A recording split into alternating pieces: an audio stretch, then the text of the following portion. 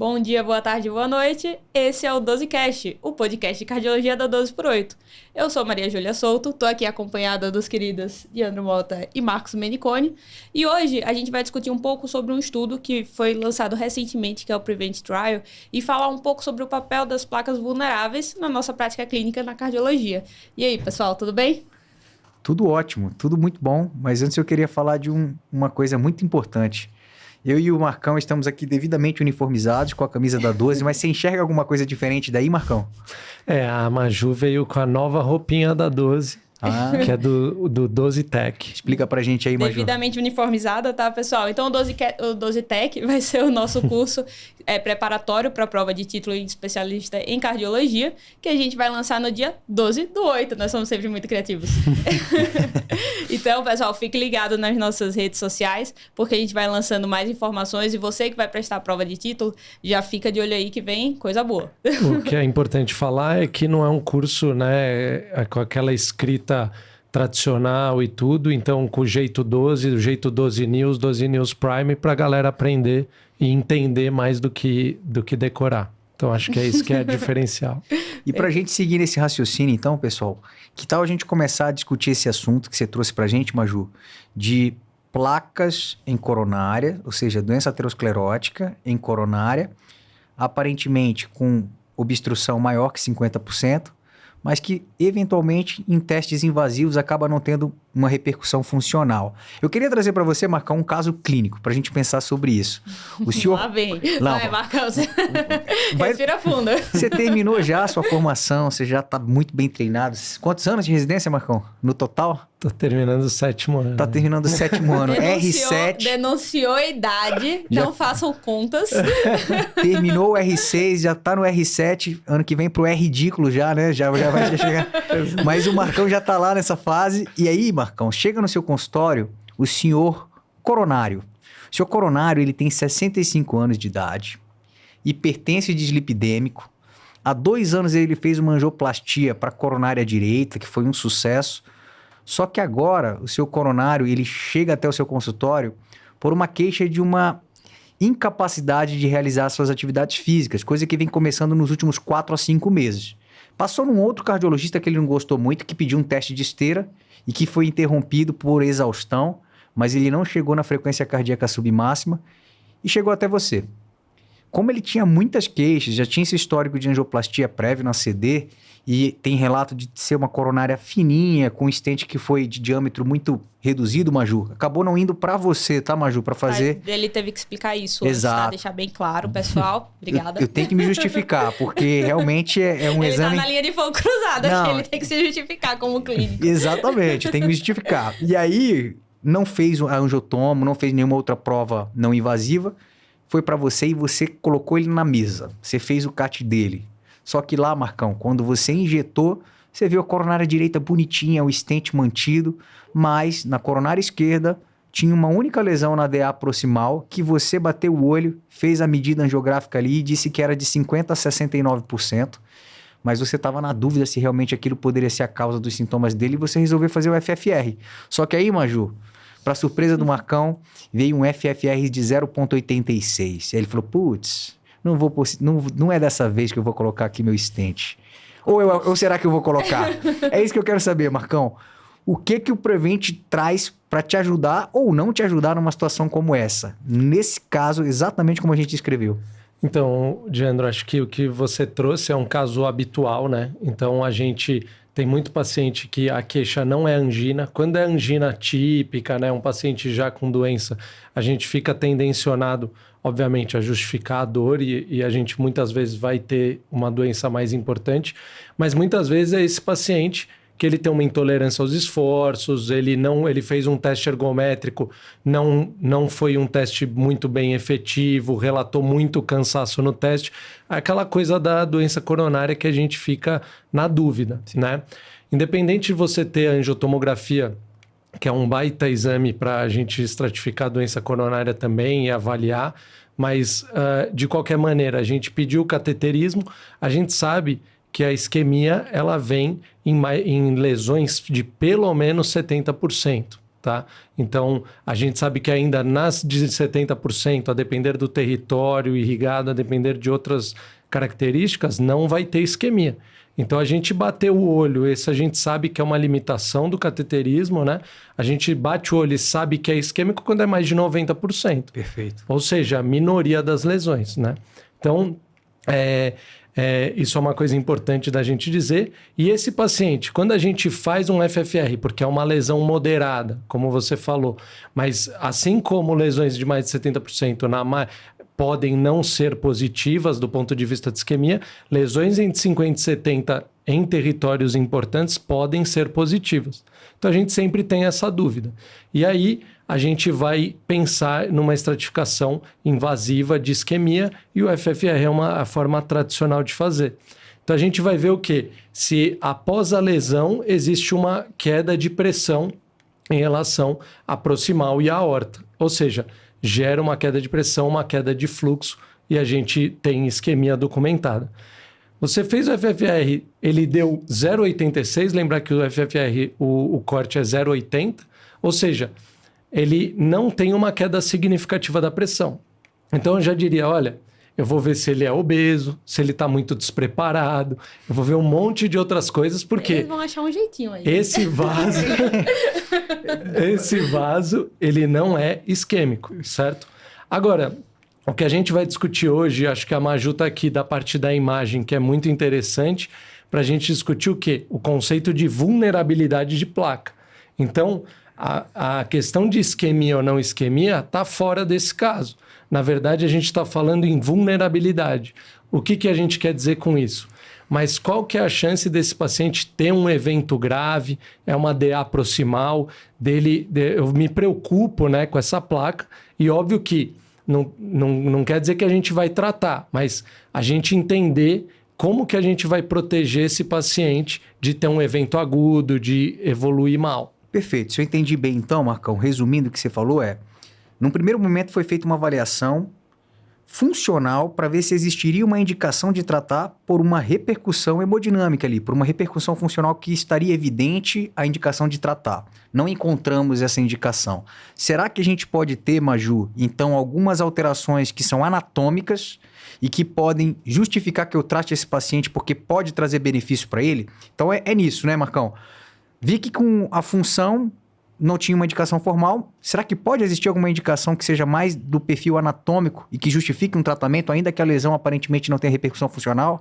Exato. Perfeito. É aquela ideia, né? Com a queda aí da nossa preocupação com isquemia que a gente tem tido nos últimos anos, desde o isquímia, a gente está tentando encontrar outras coisas que justifiquem o evento cardíaco, né? Se só a isquemia não justificou o paciente ter um evento, o paciente morrer mais, será que tem outras características na placa que a gente consegue ver nos exames de imagem que vão nos direcionar para a placa que tem maior chance de romper, né? Que tem maior chance de infartar. Então, aquela placa que a gente pode tratar antes mesmo de ter isquemia, vamos dizer assim.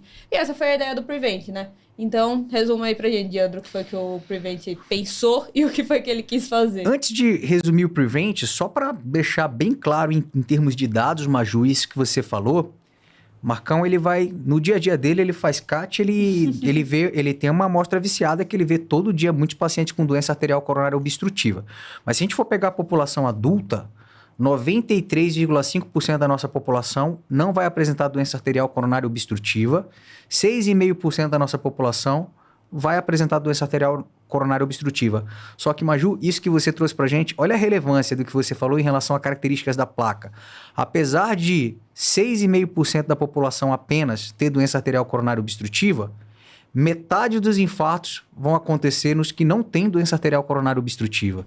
50% acontece em quem aparentemente faz um check-up e está tudo normal. Exato. Saiu do seu consultório com uma cintilo, com uma angiotomo que não tenha nenhuma lesão obstrutiva, nada tão importante, mas que talvez tenha alguns achados que aumentem a probabilidade. Vamos chegar lá.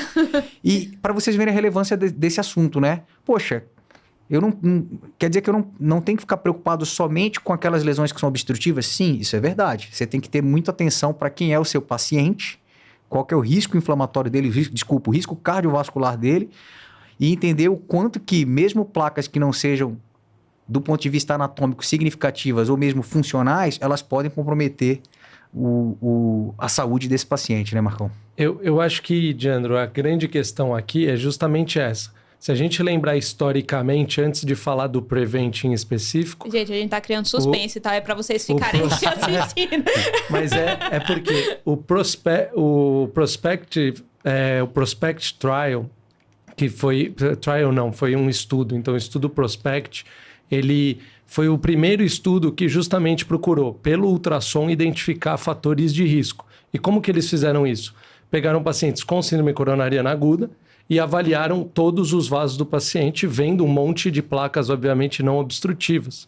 E eles viram, foi nesse estudo que definiu que os pacientes que tinham uma recorrência de evento agudo, em 50% foram placas não obstrutivas.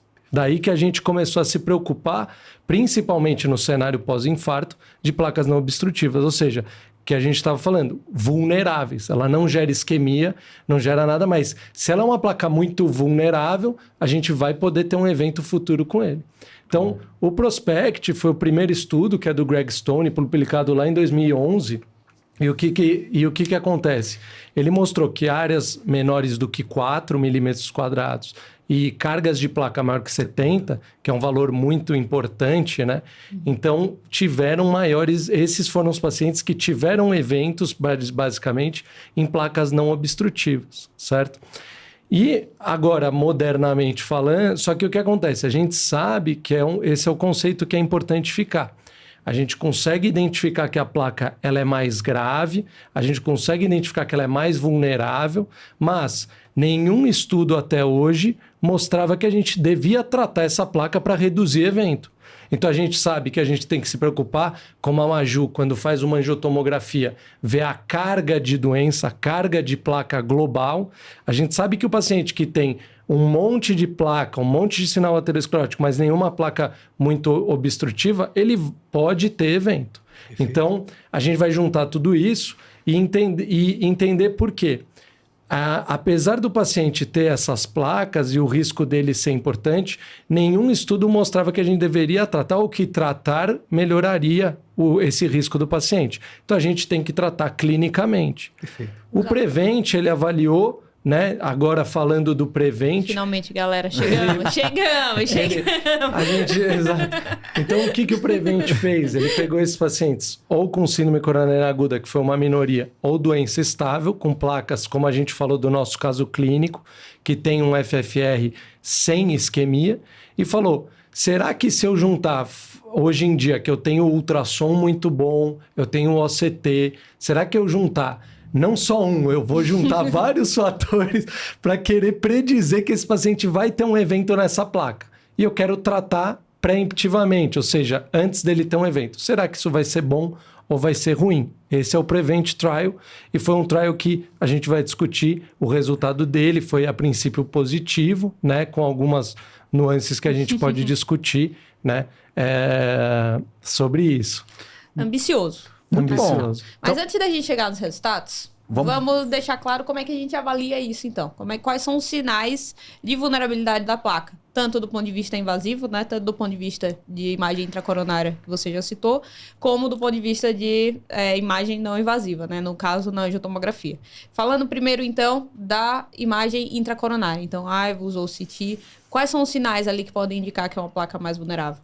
Então, Maju, quando a gente vai ver a placa numa imagem intracoronária, seja IVUS ou CT, aqui não cabe bem essa diferenciação, a gente vai ver muito, assim, você consegue com o operador experiente ter a mesma ideia da vulnerabilidade da placa, né? Tem diferenças de definição da imagem, mas no geral, o que a gente vai ver?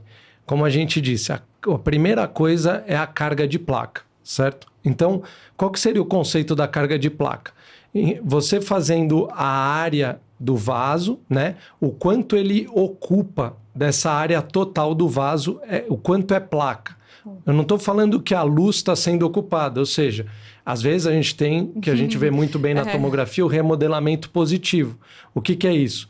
A placa ela vai crescendo, num primeiro momento, a gente tem uma acomodação da placa sem reduzir a luz. Por isso que placas que ocupam até 40% de carga de placa tem uma pequena redução luminal.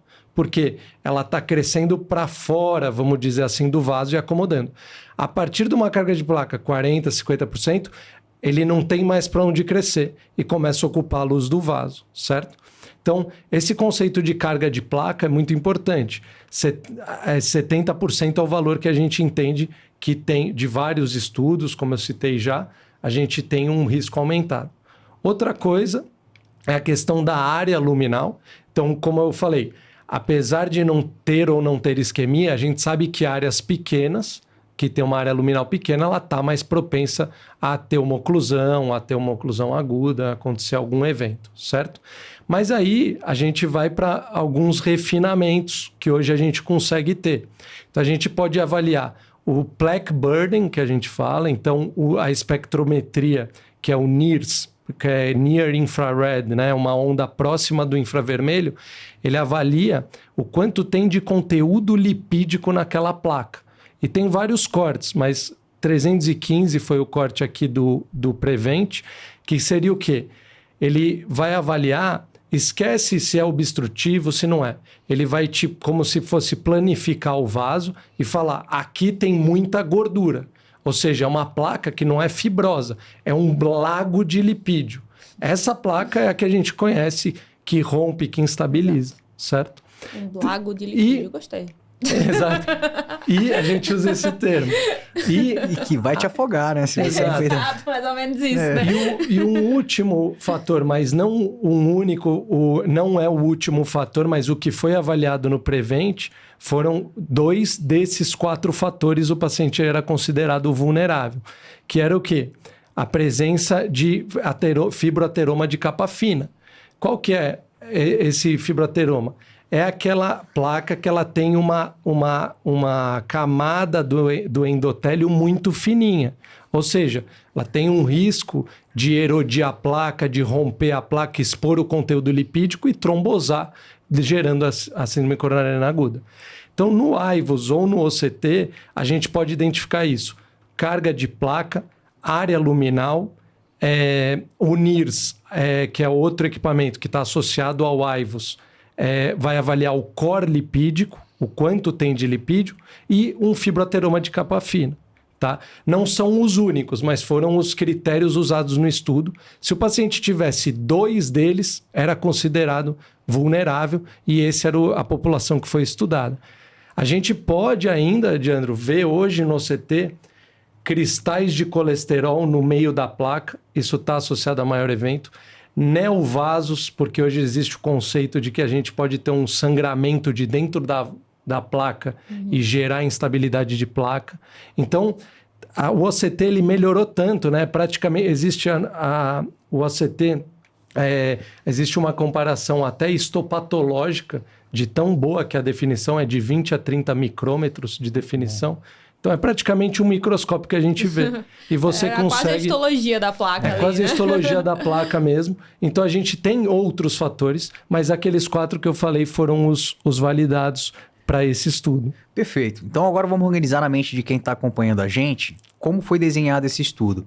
O objetivo, como já foi bem citado pela Maju e pelo Marcão, era comparar a segurança e a eficácia de uma terapia médica otimizada junto com o tratamento dessas lesões que eram consideradas não significativas usando o FFR, ou seja, elas não eram funcionalmente limitantes para o fluxo, mas ao mesmo tempo elas apresentavam pelo menos 2 das características que o Marco citou, que conferiam a ela o título de placa vulnerável. Será que se a gente fizesse a terapia médica, a terapia clínica, medicamentosa, junto com uma angioplastia preventiva, eu tenho melhores resultados do que se eu fizesse somente o tratamento medicamentoso? Para fazer esse estudo, pessoal, eles randomizaram 1.606 pacientes. Foi um estudo open label, foi aberto. Isso depois a gente vai debater o impacto disso, né, em relação às conclusões. Mas fato é que 803 foram para o braço intervenção, 803 foram para o braço controle. O período médio de acompanhamento foi de 7 anos. A idade média dos pacientes, 64,5. A grande maioria era do sexo masculino, 27% apenas do sexo feminino, e o percentual de pacientes com diabetes era de 31%. Aqui, pessoal, eu acho que vale a pena também, Marcão, além de dizer como que era essa população, citar um pouquinho dos critérios de inclusão e de exclusão. Até para você saber qual que foi o contexto dessa população, né? Um dia você pode pensar, será que eu posso generalizar os resultados para minha prática clínica? Lembre-se bem quem eram os pacientes. Então, vou citar aqui os critérios de inclusão. Pelo menos 18 anos ou mais, aquele paciente que fez um cateterismo diante de uma síndrome coronária crônica ou síndrome coronária aguda, a grande maioria foi por síndrome coronária crônica, 84%. Eram pacientes que tinham lesões com mais de 50% de estenose, com FFR negativo, ou seja, valor maior ou igual a 0,80, mas que tinham pelo menos 2 dos critérios que o Marcão citou, que conferiam a elas o título de placa vulnerável. Ou uma área luminal menor que 4 milímetros quadrados, ou uma carga de placa acima de 70%, ou uma placa de fibroateroma com a capa bem fininha pelo OCT, ou mesmo pelo AIVUS, e como o Marcos falou, também por espectroscopia poderia ser avaliada a quantidade de lipídios para ver se você estava diante de um lago de lipídios. É isso, Marcão? É isso aí, o lago lipídico. Quem não está habituado é interessante até porque no ultrassom, a placa com muito teor lipídico, ela fica toda escura. Então você olha, realmente parece... Você não está vendo parece mais... Você tá mergulhando mesmo, mergulhando. Né? Você não está vendo mais a parede do vaso, você não vê... a placa mais fibrosa, ela é mais clara no ultrassom, e o lago lipídico não, fica totalmente escuro, e a gente usa esse termo realmente. Tá? E só para quem está curioso, 97% dos casos, os critérios que foram atingidos foi de uma área luminal menor que 4 milímetros quadrados e junto com isso uma carga de placa de 70% ou mais, tá? Agora vamos falar de uma coisa importante que são os critérios de exclusão. Quem foram os pacientes que não entraram nesse estudo? Se o paciente já tinha feito cirurgia coronariana antes, ele já tinha sido revascularizado de forma cirúrgica, estava excluído. Se esse paciente se ele já tinha uma lesão que tinha sido tratada pelo stent com angioplastia e a lesão que estava sendo reavaliada era dentro desse stent, ou seja, uma lesão que já tinha sido revascularizada com stent, também estava fora. O paciente ele poderia ter até 2 lesões, mas se ele tivesse 3 ou mais, ele também estava fora do estudo. E ainda que ele tivesse 2 lesões, se tivesse 2 ou mais no mesmo vaso, também ele estava excluído. Ou seja, em geral eram pacientes que tinham lesões não muito numerosas e que tendia a ser em vasos separados. Pacientes que tinham muita calcificação ou lesões muito anguladas, que limitavam também a técnica de angioplastia, estiveram fora do estudo. E, por fim, aqueles que tinham lesão em bifurcação, que iria exigir uma técnica com aplicação de 2 stents. Então, esses pacientes também ficaram de fora. Bom, quais foram os principais achados desse estudo? O que a gente teve de resultado depois de acompanhar por um período de 2 anos inicialmente e depois de 7? Então, Diandro, assim, o que a gente teve um desfecho composto, né? Que incluiu morte, revascularização do alvo, do vaso-alvo, hospitalização por angina instável. Então, nesse contexto, a gente teve uma redução importante, foi de 0,4% apenas no grupo que foi tratado percutaneamente, comparado com 3,4% na terapia otimizada, tá? É lógico, isso aqui a gente tem uma redução muito grande em termos absolutos, apesar de, como eu falei, você vê que é muito pouco evento, né? Então, isso é uma questão que a gente sempre frisa na doença coronária. O tratamento nosso é muito bom hoje em dia. Então, e o paciente demora para ter evento, né? Convenhamos, o cara que tem doença estável, né? Principalmente foi a grande maioria dessa amostra, demora para ter evento. E é essa crítica que vem de outros estudos, né? O Isquímia, por exemplo, fala assim, 5 anos é muito pouco, porque o cara demora para ter evento, né? É uma doença estável, como a gente está falando. Então, realmente, o número absoluto de eventos foi muito pequeno, mas quando você coloca do ponto de vista estatístico, comparando os dois, até que fica uma diferença, uma redução relativa considerável. Isso. Mas absoluto, já você fica, 3 pacientes tiveram eventos no grupo de intervenção, né? Exato. Então, assim... como eu falei, assim, pra gente da hemodinâmica, assim, né, que é da área, a gente ficou surpreso até no sentido de, como eu falei, por a gente saber que o tratamento clínico é bom, por a gente entender que a doença, na grande maioria, é estável. A gente mostrar qualquer desfecho, mesmo composto de benefício clínico, é muito importante, tá? Agora, o que o Diandro comentou e ele falou, Marcos, vamos pôr um caso clínico para a gente visualizar o nosso paciente e tudo. Eu acho que a gente entender que aqui a gente já está falando de um serviço que tem hemodinâmica, que você fez o cateterismo, que você fez um FFR, que eu não vou falar valores, tá? Mas assim, que você tem um hemodinamicista disposto a fazer isso, tá? Que ainda tem o OCT ou o IVUS para te ajudar ali. E aí depois do FFR, você ainda avaliou a parte morfológica e vulnerabilidade de placa invasivamente. Isso agrega muito custo. Tá? Então, não é realidade na maioria dos serviços, mesmo em serviços privados. Maioria nisso, né? Na verdade, assim, mesmo no privado, convênios bons, a gente consegue muitas vezes um método adicional. Então, escolhe o FFR, ou ACT, ou o IVUS, certo? O IVUS é o mais disponível, né? Então, assim, só para a gente entender. Mas, num contexto, porque eu acho que hoje em dia em coronária, né, é muito importante você confiar no seu cirurgião, no seu clínico, no seu hemodinamicista. Sim. Porque você pode defender várias condutas. Eu acho que é importante a gente entender o embasamento para cada conduta. O meu tio, ele tem acesso, serviço muito bom, tal, o hemodinamicista, olha, ele era estável, não tinha isquemia, mas ele tratou uma DA proximal. Aí ele fez NIRS, tinha um conteúdo lipídico elevadíssimo, tinha uma carga de placa de 90% e uma área da DA proximal de 2,5. Eu acho que tá até justificado. Quem sou eu para julgar, né, Marcão? Quem sou eu para julgar, entendeu? Então, assim, lógico, é muito fácil, isso vai muito do nosso entendimento também como tratar a doença. Existem colegas excelentes, muito conservadores no sentido de tratar a doença estável, né? E é o que a gente está falando. Diante das limitações do estudo e tudo, foi a primeira pequena evidência de que a gente pode ter algum benefício em tratar preventivamente placas não isquêmicas. Na minha cabeça, quando eu li o estudo pela primeira vez, a percepção que eu tive foi assim, ó. A gente aprendeu com FAME2, a identificar quem são aqueles pacientes que eu tenho que tratar. E que eu não vou deixar de tratar porque eu já tenho uma evidência forte de que tem repercussão funcional aquela lesão e que merece receber o stent. Mas será que eu não estou deixando de tratar alguns simplesmente pelo FFR ter falhado ali? Falhado não. Por ele ter mostrado um resultado que não foi favorável ao tratamento?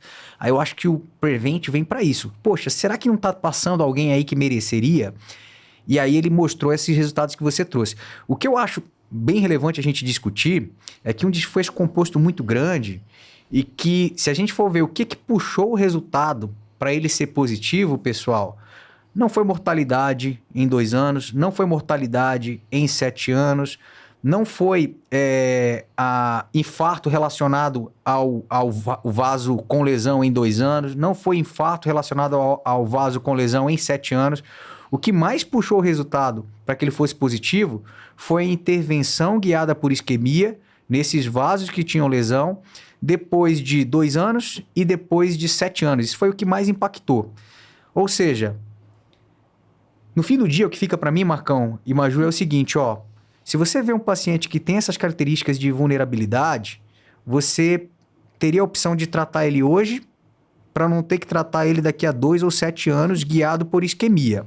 Exato. Porém, pode ser que você trate muito desses pacientes e que lá na frente, dentro de 2 e 7 anos, ele não precisaria ser tratado. Sim. Será que com o que a gente tem de terapia hoje, né, Maju? A gente estava conversando, estatina de alta potência, a gente trabalhando cada vez mais com risco cardiovascular residual, chegando novas drogas para diminuir a inflamação subclínica. Já tem os estudos da colchicina que já está acumulando 5 só na área de coronária, mais um com grande evidência agora na área de neurovascular, mostrando também benefício da colchicina nesse cenário.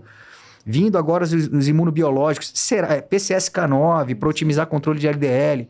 Será que realmente a gente tem a certeza de que se eu tiver um vaso assim com as características de malignidade, realmente ele merece ser tratado com stent? Eu continuo com dúvidas, tá, Marcão? Assim, na minha visão. E eu também.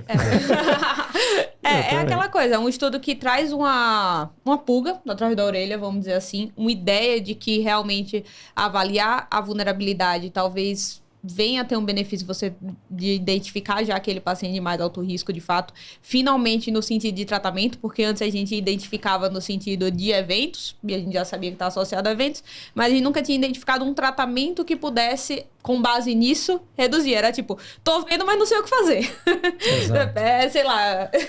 E pra botar um pouquinho mais de pulga atrás da orelha, Maju, você sabe que eu sou fã dos seus métodos, né? A tomografia, para mim, é uma grande aliada porque ela traz informações muito boas quando é feito por profissionais que enxergam o que muitos deixam passar batido. Tá vendo? É um rapaz inteligente. Diandro aqui, exemplo, Você tá? sabe, eu valorizo demais. É um método não invasivo que traz muita informação importante para você manejar seu paciente clinicamente. Sim.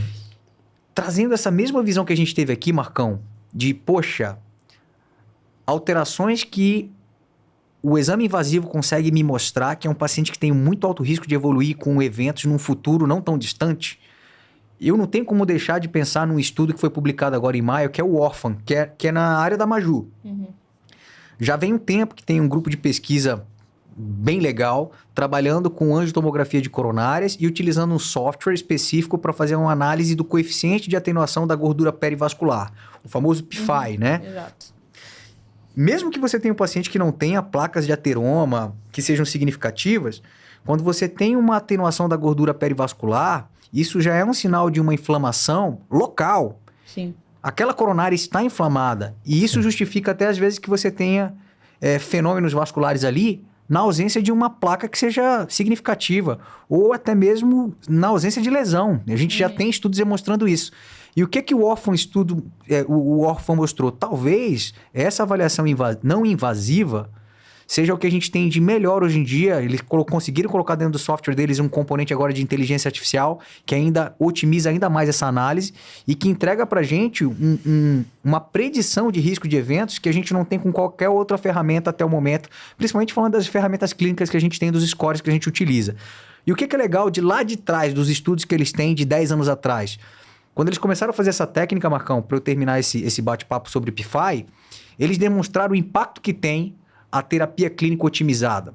Eles pegavam um paciente que tinha um PFI alterado, ou seja, com uma alta probabilidade de ter eventos, porque tinha uma coronária inflamada ali, mostrada pelo software que eles utilizavam na angiotomografia, e eles faziam 5 semanas de terapia intensiva com estatina de alta potência. Fora as outras mudanças de estilo de vida, as outras medicações para controle de diversos fatores que o paciente pudesse apresentar. E, Maju, eles repetiam a tomografia depois de 5 anos e conseguiam mostrar como que mudava a característica que tinha anteriormente de inflamação por conta do padrão que mudava de coeficiente de atenuação de gordura perivascular. Aí me vem de novo a pergunta, poxa, será que eu não teria como identificar esse paciente lá com o Marcão na hora do cateterismo?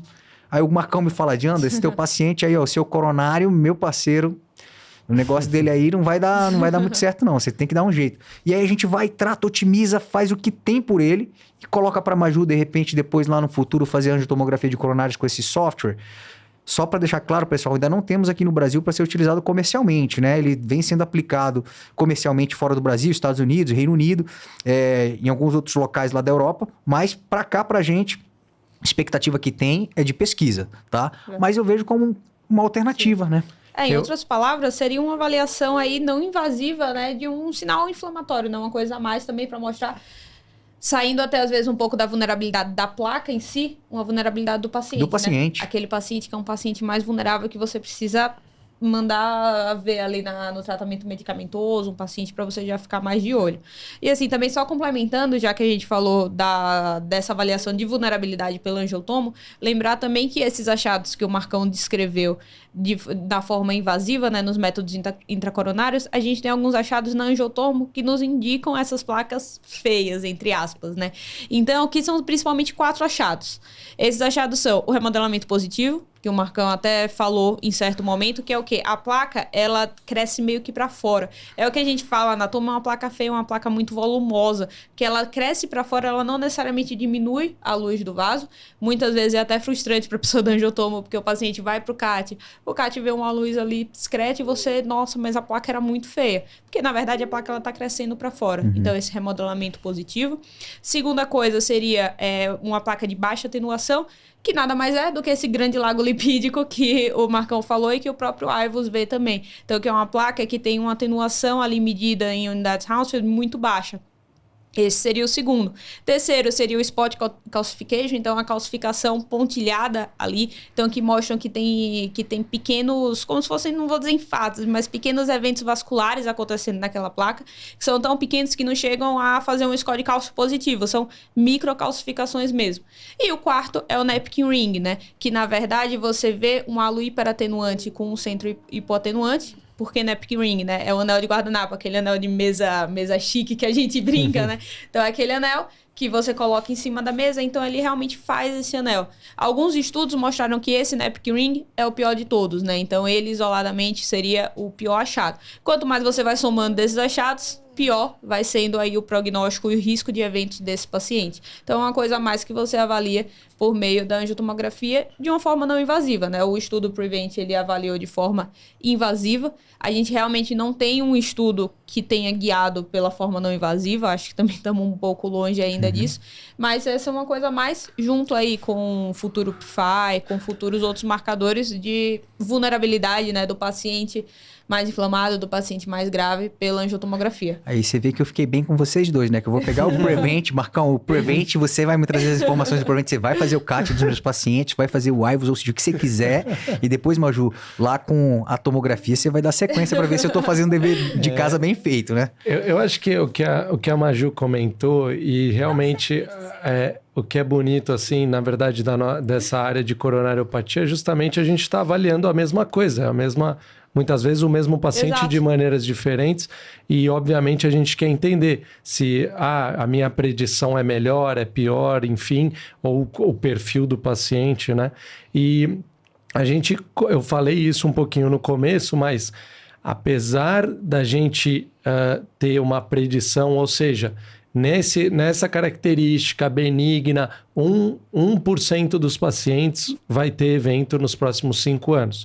Sim. Quando a gente identifica uma placa dessa, vai variar de acordo com os estudos, mas a gente tem até uma publicação do Eurointervention muito legal, que ela mostra nos estudos que avaliaram justamente a vulnerabilidade dos últimos 15 anos aí, qual foi o valor preditivo positivo, que é isso que eu estava pondo aqui em jogo, na mesa. Então, quando a gente vai avaliar os primeiros estudos de imagem, quando a imagem era muito pior, o PROMIS, tem 2 PROMIS até, né? De placas de alto risco e só de score de cálcio, o valor preditivo positivo da tomografia era de 6%. Então, ou seja, nossa, esse paciente ele tem mais evento, mas é 6%. O outro que é baixo risco seria 1,5%, entendeu? Então, a gente está aumentando relativamente muito, mas o nosso N de positivos ainda é muito baixo. Por quê? Justamente porque o Diandro, que é um médico que gosta justamente e está certo em buscar as variáveis clínicas, as variáveis inflamatórias, entender a doença, a gente trata hoje isso. Então, eu acho que essa é a questão. Quando a gente vai para os estudos que eu falei, o Prospect, esse valor preditivo positivo vai para 17%. E o maior estudo que eu vi aqui é o Prediction, que é um estudo que foi de IVUS também, e avaliou e chegou a 40% de valor preditivo positivo. Já é um baita salto, Já é um baita salto. Então, quer dizer, acho que devagar com a tomografia melhorou muito já. As imagens intracoronárias que a gente tem, mas é o mesmo paciente. E a gente está simplesmente querendo entender quem é o alto risco e qual conduta tomar. Eu acho que em algumas situações, é o que eu falo, às vezes é o estudo e tal, mas você compartilhar com a família, você entender e você compartilhar, até a gente da parte intervencionista com o clínico e com o médico da imagem é o mais importante. Tem gente, justamente, como eu dei o exemplo aqui, tem placa de ideia proximal que você vai querer tratar, vai tender a tratar. O importante é a gente entender o conceito, entender que, mesmo lidando com pacientes de alto risco, o tratamento clínico é muito bom e a gente vai lidar com poucos desfechos em 5 anos. Acho que essa é a mensagem principal. Eu acho que a ideia aqui é exatamente essa. É você cada vez mais individualizar o seu paciente. o cardiologista, e muitos brincam que é a ortopedia da clínica, porque a gente às vezes é muito quadrado, né? A gente às vezes quer pegar o paciente e jogar lá no fluxograma da diretriz e entender o que fazer com ele, baseado no grande estudo que mostrou aquilo. E cada vez mais a gente está indo para uma tendência na cardiologia que é individualizar. É ter cada vez mais informação daquele paciente. Então, como é essa placa? Será que ela tem sinal de vulnerabilidade no angiotomo? Será que o IVUS no OCT ela tem alguma alteração? Será que ela tem inflamação pericoronária? Será que a carga de placa desse paciente é muito alta, falando de todas as coronárias? Então, você individualizar para você poder decidir seu tratamento. Então, apesar de não ter grandes estudos ainda mostrando diferença no tratamento do ponto de vista populacional, né? Esses estudos, eles vão nos mostrando o que fazer do ponto de vista individual. Então, eu acho que esse é o grande lance. Cada vez mais eu acho que é a medicina de precisão, que Exato. é o termo que a gente vem usando hoje, né? Então, até nesse sentido, a gente tem estudos aí mostrando de vulnerabilidade de placa.